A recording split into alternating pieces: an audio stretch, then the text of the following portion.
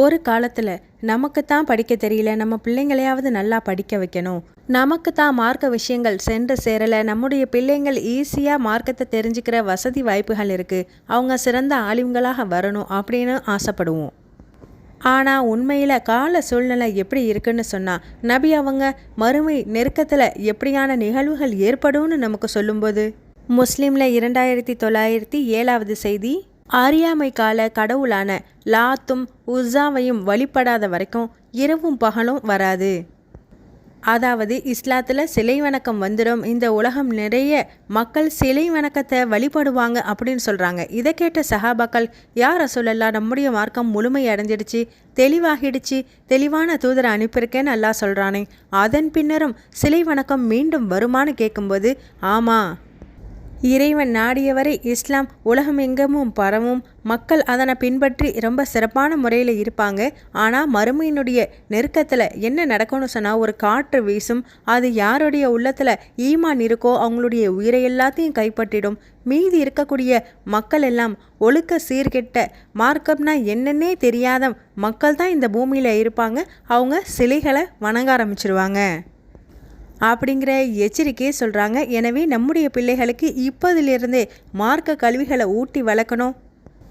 ஏன்னு சொன்னால், நாம் வரக்கூடிய இந்த வருங்காலம் அப்படிங்கிறது எந்த அளவுக்கு ஆடம்பரமும் எந்த அளவுக்கு அனாச்சாரங்களும் பெருகி இருக்குமோ அதனை வாயால் சொல்ல முடியாத அளவுக்கு மோசமான ஒரு காலகட்டமாக இருக்கும். இன்னைக்கு மனிதன் விண்வெளிக்கு போகிற அளவுக்கும், இந்த உலகத்தில் அற்புதமான பல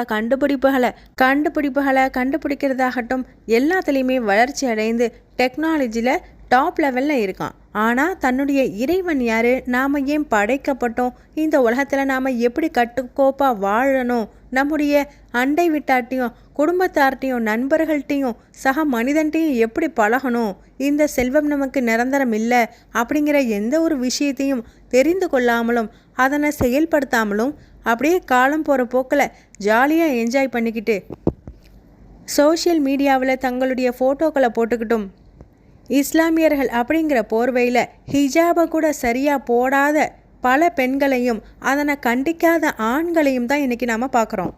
இன்னைக்கு மித்தவங்களை போலவே என் புள்ள நல்லா படிச்சிச்சா, கை நிறைய சம்பாதிச்சா, அந்த காசு பணத்தை கொண்டு ஆடம்பரமாக வாழ்ந்துச்சா, பேரும் புகழோடு இருக்குதா, இதுதான் எனக்கு நிம்மதி, இதுதான் சந்தோஷம்னு சொல்லி பெற்றோர்கள் தங்களுடைய பொறுப்பிலிருந்து விலகி சின்ன வயசுலேருந்தே மார்க்கத்தை ஊட்டி வளர்த்து ஒழுக்கத்தை சொல்லி கொடுத்து அதற்கு இஸ்லாமிய சட்டங்களோடு வாழ பழகி கொடுக்க வேண்டிய பெற்றோர் அவர்களுக்கே அதனை செயல்படுத்த முடியாத ஒரு சூழ்நிலையில் இருக்குது. மனிதர்கள் எல்லாருமே வயது வரம்பு இல்லாமல் ட்விட்டர், ஃபேஸ்புக், சோஷியல் மீடியா, யூடியூப்னு சொல்லி இந்த வலைத்தளங்கள்லேயே பின்னி போய் அதிலிருந்து வெளியே வர முடியாத அளவுக்கு அடிக்ட் ஆகி இருக்கும். இப்போவே இப்படி காலம் மோசமாக இருக்குன்னு சொன்னால், இனி வருங்காலத்தினுடைய நிலை மிகப்பெரிய கேள்விக்குறி தான். இஸ்லாத்தில் சிலை வணக்கம் கிடையாதுன்னு நபி அவங்க சொல்லியிருக்காங்க. அதையும் தாண்டி மறுமையினுடைய நெருக்கத்தில் சீர்கேடுகள் அதிகமாகும் போது அல்லாஹ்வுடைய சாபமும் இறங்கும். மனிதர்கள் பழைய மார்க்கத்துக்கே அவங்களுடைய மூதாதையர்கள் வணங்கிக்கிட்டு இருந்தது போலவே சிலை வணக்கத்தின் பால் திரும்பிடுவாங்க அப்படிங்கிற எச்சரிக்கையும் சொல்கிறாங்க. அல்லாஹ் நம் அனைவரையும் இதை விட்டு பாதுகாப்பானாக.